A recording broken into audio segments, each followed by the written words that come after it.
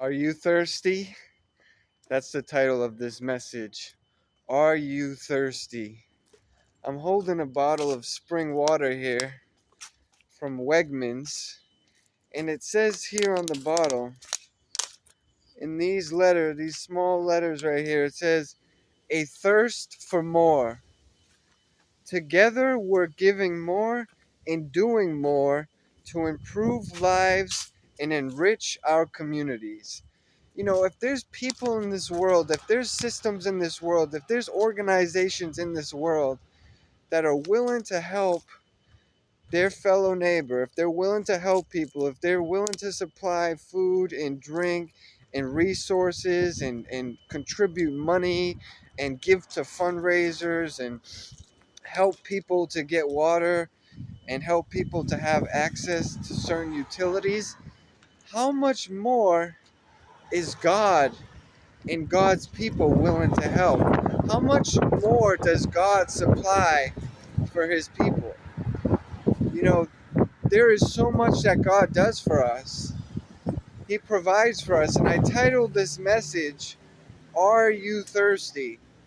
Because there's things in this world not only are there things in this world that we may find ourselves thirsting for, but we have a natural thirst.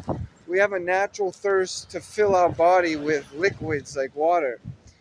We get thirsty. There's something called being thirsty, where we have to drink water, or we maybe we'll drink some juice, or we turn to some kind of other beverage, and we say, I'm thirsty, I'm going to get something to drink. Well, God provides for our needs. He feeds the hungry. He makes way for people to have food. He gives to the thirsty. He gives water. He supplies physical water for his people. But there's also a spiritual water. There's a living water, supernatural water that fills us spiritually. So we're able to have our thirst quenched from a living water. And there's a verse in God's word, Jeremiah 2:13. All right. Please pardon that noise that's trying to disrupt this message. Please pardon that loud noise, guys. I don't want any kind of outside noises to disturb this message.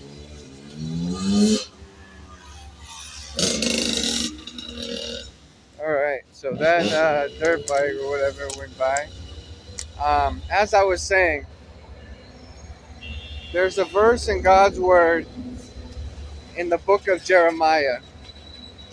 Jeremiah 2:13 says this: My people have committed two sins against me. They have forsaken me,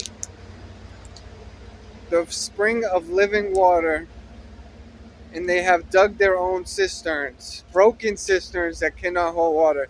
Let me just repeat that again, because it was a little loud around me. There's a verse in God's word, Jeremiah 2:13, and it says, My people have committed two sins. They have forsaken me, the spring of living water, and they have dug their own cisterns, broken cisterns that cannot hold water. So God is saying they have forsaken Jesus, the spring of living water, and they have created their own source of water that cannot that are actually broken. They cannot hold water. So this is a real sin against God, because instead of going to the source of real spring water, like, see, in my hand I'm holding a bottle of spring water, but there's a living water, there's a living spring that goes forth, and that is the Lord himself. And we tend to look outside of God for our source of water. We tend to go to the things of this world for our source of water. We may feel thirsty, but we're going to the wrong things to satisfy our thirst. And some of those things that we go to are the sins of this world, such as sexual immorality, um, getting high or drunk, stealing, lying, manipulation, these kind of things that we feed ourselves on to try to satisfy something within us. But I heard this pastor in a book that he was writing talk about the issue of, say, pornography.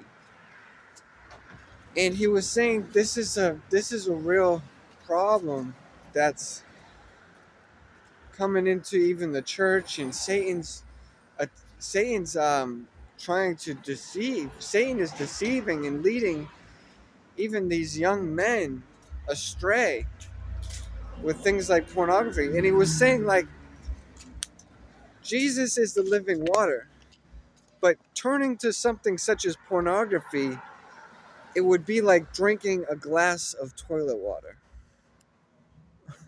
So that's what we're up against in terms of an illustration. It's like Jesus is that spring. He's that spring of fresh water. He's that spring of living water. But so many people will turn to the world's source of water, which is like drinking from a toilet. So this message is about fixing our eyes on the good water, the living water, the spring water. And Jesus even says in his word that when you drink from him, you shall not thirst again. He is the supply of water that we need. He is that spring water that will quench our thirst. Going to this world, turning to the things of this world, is like drinking toilet water. So I ask you again, are you thirsty? And if you are thirsty, I encourage you to drink from the source of living water. I encourage you to drink from the spring water and to not drink from the toilet, which is this world, because it will never satisfy you and it will not truly quench your thirst. May God bless you and may you be encouraged.